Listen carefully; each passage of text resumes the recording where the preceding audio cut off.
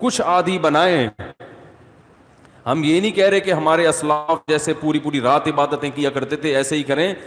کچھ تو عادی بنائیں اپنے آپ کو اللہ کے سامنے رونے ہونے کا, کچھ تو اللہ کا نام لینے کا اپنے زبان کو عادی بنائیں. جو تبلیغ والے تسبیحات بیان کرتے ہیں جو صحیح احادیث سے ثابت ہے کہ 100 مرتبہ صبح لا الہ الا اللہ وحدہ لا شریک لہ لہ الملک ولہ الحمد وہو علی کل شیء قدیر, اور بعض روایت میں یحیی و یمیت وہو حی لا یموت. یہ حدیث میں تبلیغ والے تو تیسرا کلمہ بتاتے ہیں, یہ کلمات حدیث میں آتے ہیں. آپ صلی اللہ علیہ وسلم نے ارشاد فرمایا جس نے 100 دفعہ یہ کلمہ پڑھا اس سے زیادہ نیکیاں پورے دن میں کوئی شخص نہیں کما سکتا سوائے اس کے جو اس سے بھی زیادہ مرتبہ پڑھے. تو ذکر سے محبت پیدا کریں. آج ذکر کی لذت نہیں ہے, بس ایویں ہی بیٹھ کے ٹی وی بھی دیکھ رہے ہیں, فلم بھی دیکھ رہے ہیں اور تسبیح چل رہی. کیسے پیارے کلمات ہیں, کیسا مزہ آتا ہے ان کلمات پڑھنے میں. لا الہ الا اللہ, کوئی عبادت کے لائق نہیں سوائے اللہ کے. کتنا اللہ تعالیٰ خوش ہوتا ہے کہ جب ساری دنیا مجھے بھول گئی ہے, ہر وقت دولت کی باتیں, پیسے کی باتیں, مکان کی باتیں, پلاٹ کی باتیں, اس سے اتنے پیسے لینے, اس کو اتنے پیسے دینے ہیں, وہ کاروبار بند ہو گیا, اس کو کھولنا ہے, یہ کرنا ہے, وہ کرنا ہے, ہر وقت 24 گھنٹے. جس نے پیدا کیا, جس کے پاس لوٹ کر جانا ہے, سب چیزیں چھوڑنی ہے یہاں پہ, یہ بیوی بچے بھی چھوڑنے ہیں, یہی قبر میں اتاریں گے. جو آج کہہ رہے ہیں نا وہ رہ نہیں سکتے آپ کے بغیر, اور یہ اور یہی اتار کے آئیں گے قبر میں. اور اگر کورونا سے مر گئے نا, اللہ بچائے, تو قبر میں بھی نہیں جائیں گے, بولیں گے یہ تو مر گیا, ہمیں نہ مار دے کہیں. دور دور سے دیکھ نہیں رہے کیسے جنازے ہو رہے ہیں. یہ تو انسان کی محبت ہے, یہ تو اوقات ہے انسان کی. تو جس کے پاس لوٹ کر جانا ہے اور جس نے بنایا ہے, هو اعلم بكم اذ انتم اجنة في بطون امهاتكم, اللہ فرماتے ہیں جب تم ماں کے پیٹ میں تیار ہو رہے تھے نا, وہ رب تمہیں اس وقت سے جانتا ہے. اس وقت تو والدین بھی انسان کو نہیں جانتے. کتنا قریبی تعلق, ہر ایک کا تذکرہ زبان سے کرے گا, نہیں کرے گا تو جو سب سے زیادہ قریب ہے اس کا تذکرہ نہیں کرے گا. اور اگر اللہ کا ذکر کرے گا بھی تو کسی نے کوئی وظیفہ بتایا ہوگا جن بھگانے کے لیے, دکان کھلوانے کے لیے, کاروبار کھلوانے کے لیے, بچی کی شادی نہیں ہو رہی, اپنی نہیں ہو رہی ہے تو پچھتا رہا ہے اس کو بھگانے کے لیے, ہو گئی ہے تو بچے نہیں پیدا ہو رہے, ہو گئے تو وہ چترول لگا رہے ہیں ان کو سیدھا کرنے کے لیے, اللہ کو خوش کرنے کے لیے, اللہ کی محبت میں اللہ کا نام لذت سے لینے کے لیے کہ مجھے بس اس سے محبت ہے, اس کا نام لینے میں مجھے مزہ آتا ہے. اس نیت سے ذکر کرنے والے مارکیٹ میں بہت شارٹ ملیں گے آپ کو, بہت کم لوگ ملیں گے. کوئی بیٹھا ہو نا صبح اللہ اللہ کر رہا ہو, کیوں کر رہے ہو, وہ جی فلاں پیر صاحب نے بتایا تھا, وہ فلاں پیر صاحب نے کہا تھا یہ کرو گے تو یہ والا کام ہو جائے گا. او بھائی اللہ نے پیدا کیا ہے, جیسے دنیا کا تذکرہ کرتے ہو بغیر ضرورت کے کرتے ہو نا. خواتین جب آپس میں ملتی ہیں دوسرے کا لباس دیکھتی ہیں, بہن کہاں سے خریدا, کتنے کا خریدا, ضرورت ہوتی ہے, حالانکہ جیب میں ایک پیسہ بھی نہیں ہوتا خریدنے کا. لیکن محبت جس چیز سے ہوتی ہے اس کا تذکرہ کرنے میں انسان کو, بولو نا بھائی, مزہ آتا ہے. مرد جب آپس میں بیٹھتے ہیں تنخواہ پوچھ رہے ہوتے ہیں, کیسا چل رہا ہے بزنس, کیا ہو رہا ہے, کتنا پروفٹ ہوا. جس چیز سے محبت ہے انسان کو اس کا نام لینے میں مزہ آتا ہے. تو یہ مزہ اللہ کا نام لینے میں بھی پیدا کر لیا جائے اپنے دل میں, تو وہی کیفیت ہوگی کہ دم رکا سمجھو اگر دم بھر بھی یہ ساغر رکا. میرا دور زندگی ہے جو یہ جو دور جام ہے. حضرت فرمایا کرتے تھے, ہمارے حضرت جب بیان کرتے نا اور اللہ کی محبت میں کبھی کوئی شعر سنا دیا تو پورا موضوع ان کا چینج ہو جاتا تھا. جیسے میں شادیوں پہ آتا ہوں نا اگر, تو پورا موضوع میرا کیا ہو جاتا ہے, ارے جہنم کی بات چل رہی ہو, وہاں کی ہولناکیاں چل رہی ہوں, سانپ بچھو, اور کسی نے شادی کی بات کر لی تو ہمارا پورا ٹاپک چینج ہو جاتا ہے نا. تو ہمارے حضرت کا جب بیان ہوتا تھا کہیں سے اللہ کی محبت کا کوئی تذکرہ آ گیا, اللہ کی نعمتوں کا, پورا بیان چینج. اور پھر حضرت فرماتے تھے کہ کچھ نہ، پھر یہ شعر پڑھتے تھے، کچھ نہ رستے کا پتہ ہم کو نہ منزل کی خبر، کچھ نہ رستے کا پتہ ہم کو نہ منزل کی خبر، جا رہے ہیں جس طرف ہم کو لیے جاتا ہے دل. یعنی ہمیں نہیں پتہ اب ہم نے کہاں جانا ہے، اب تو ہمیں دل لے کے جدھر جا رہے ہیں ہم وہاں چل رہے ہیں، دل گھسیٹ رہے ہیں. تو اللہ کی محبت میں یہ حال کہ اب دل جہاں لے کے جائے گا وہاں، تو دل تو یہی کہہ رہا تھا بس اللہ کا تذکرہ کرو بیٹھ کے. تو اسی طرح یاد رکھیں، یہ جو اہل اللہ جو دعا مانگتے ہیں، یہ دنیا داروں کی عادت ہوتی ہے. دعا مانگ رہے ہیں قبول نہیں ہو رہی، ہم تو کام ہی نہیں بن رہا، 20 سال سے شادی کر رہے ہیں شادی نہیں ہو رہی، 20 سال سے کاروبار کی دعا مانگ رہے ہیں، کاروبار نہیں مل رہا، 25 سال سے یہ دعا مانگ رہے ہیں، یہ نہیں ہو رہی. یہ دنیا داروں کی عادت ہے. اہل اللہ کہتے ہیں دعا مانگنے کی توفیق مل رہی ہے، بس اس سے بڑی کوئی نعمت نہیں ہے، کچھ نہ ملے ہمیں.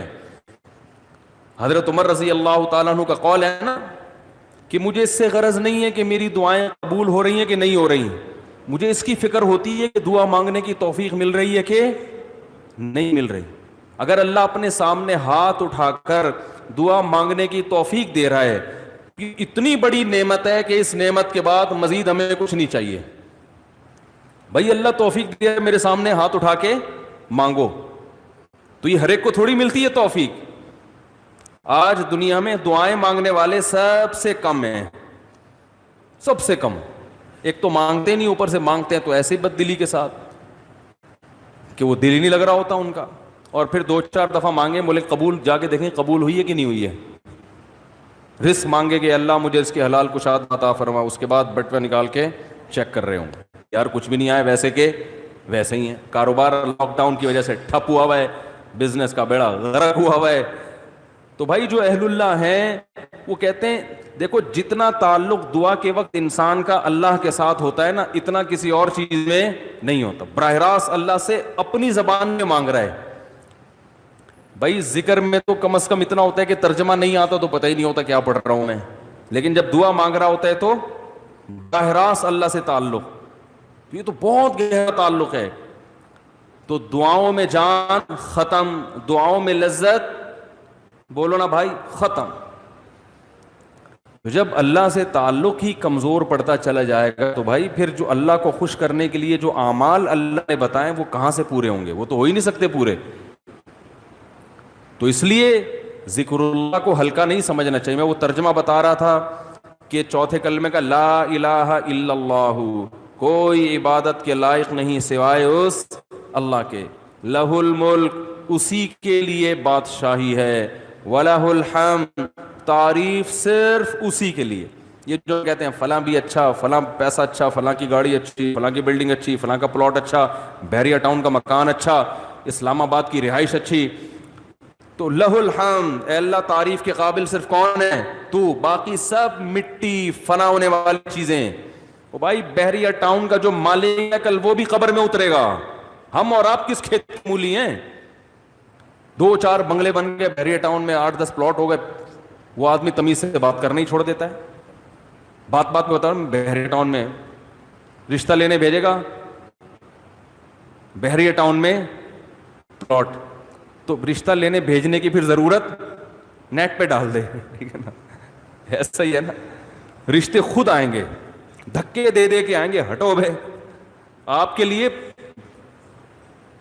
وہ جو لوگ مجھے کہہ رہے تھے رشتہ تلاش کر رہے ہیں مل نہیں رہا، میں کہہ رہا ہوں تمہاری جیب میں کچھ ہے ہی نہیں تو رشتہ کہاں ملے گا؟ کہہ رہے ہیں استخارہ بھی نکال لیا پھر بھی نہیں مل رہا. استخارہ نہیں نکالو، پیسے نکالو، پیسے نکالو گے تو رشتہ ملے گا. اور اگر پیسے نہیں ہیں تو پیغام بھیجو، صبر کرو، اگر کوئی قبول کرے ٹھیک ہے، نہیں کرے تو صبر کرو. دنیا مسافر خانہ ہے بھائی، 4 شادیاں کرنی ہیں، لیکن جو جس چیز کی چاہت ہے ضروری تھوڑی کہ وہ پوری بھی ہو جائیں. کوشش کرنے کا میں مشورہ دیتا ہوں.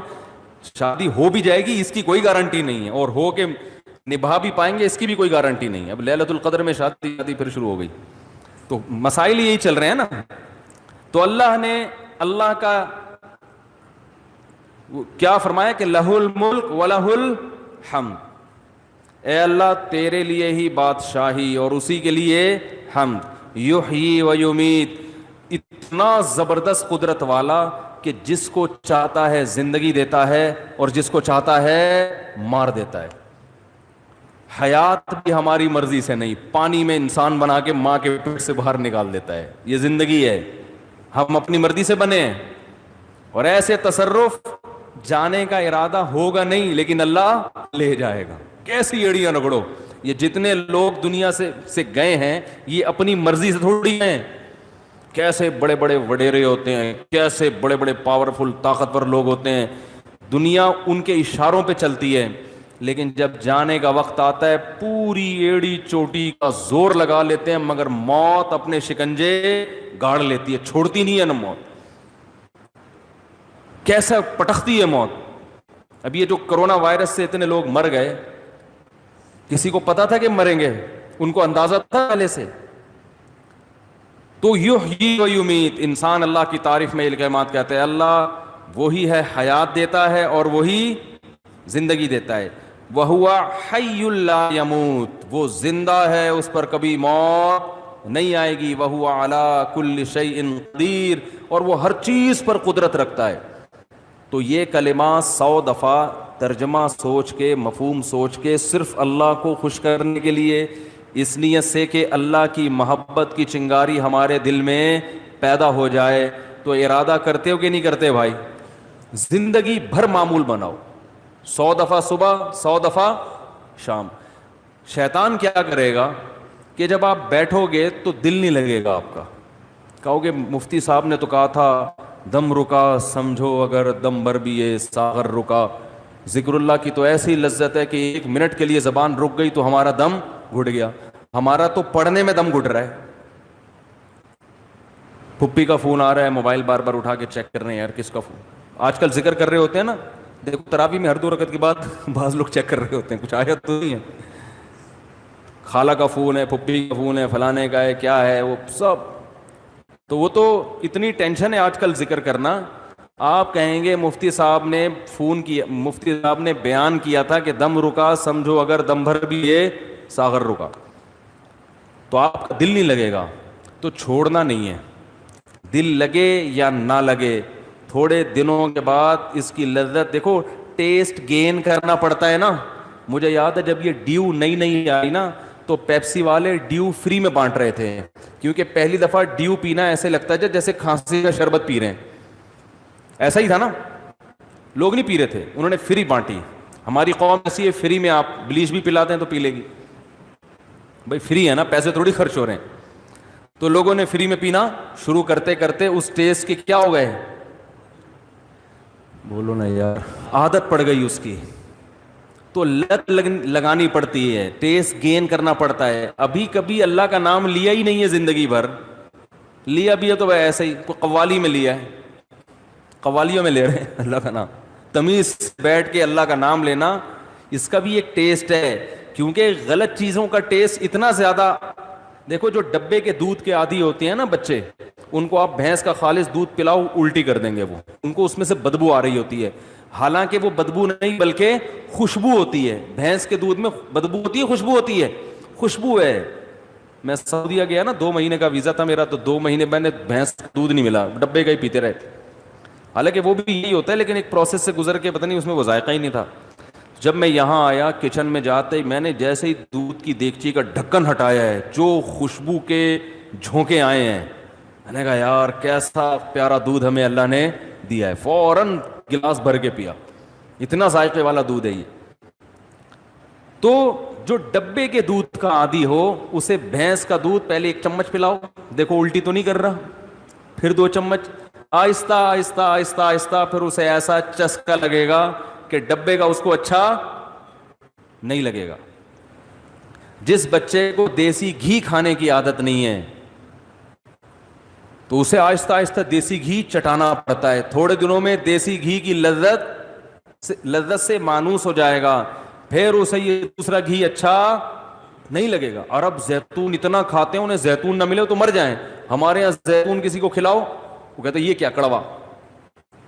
تو ایسے ہی یاد رکھو, انسان اپنی زبان کا ذائقہ خراب کر دیتا ہے. تو اللہ کا ذکر کرتے کرتے کرتے کرتے کیا ہوگا, ٹیسٹ گین ہو جائے گا. آپ کو پتہ ہے جو آزان سننے کے عادی ہیں ان کو یورپ میں امریکہ میں بڑی ٹینشن ہوتی ہے کہ بہت دنوں سے آزان کی آواز نہیں سنی، کیونکہ ان کے کان اس ٹیسٹ کے عادی ہو چکے ہوتے ہیں، فضاؤں میں اللہ کا نام گونجتا ہوا سنائی نہیں دے رہا۔ جب فجر کے وقت خاموشی ہوتی ہے نا، کیسے مختلف مسجدوں سے اللہ کا نام فضاؤں میں گونجنا شروع، ادھر سے آواز آتی اللہ اکبر اللہ اکبر، ادھر سے آواز آتی اللہ اکبر اللہ اکبر، ادھر سے آواز آتی ہے۔ ہم اس ٹیسٹ کے عادی ہو چکے ہیں، ہمیں یہ آواز اگر نہ آئے تو ہماری طبیعت میں بے سکونی ہوتی ہے۔ ہمارے کزن ایک امریکہ میں ویڈیو کال پہ بات کر رہا تھا ان سے اسکائپ پہ، تو میرا گھر تو مسجد کے بالکل اوپر ہے، اذان کی آواز بہت تیز آتی ہے الحمدللہ۔ تو میں جب بات کر رہا تھا، بات کرتے کرتے عشاء کی اذان ہو گئی، تو وہ اذان کی آواز ان کو ہی کہہ رہے ہیں آج میں نے 10 سال کے بعد براہ راست اذان کی آواز سنی ہے، ان کو سکون مل رہا تھا۔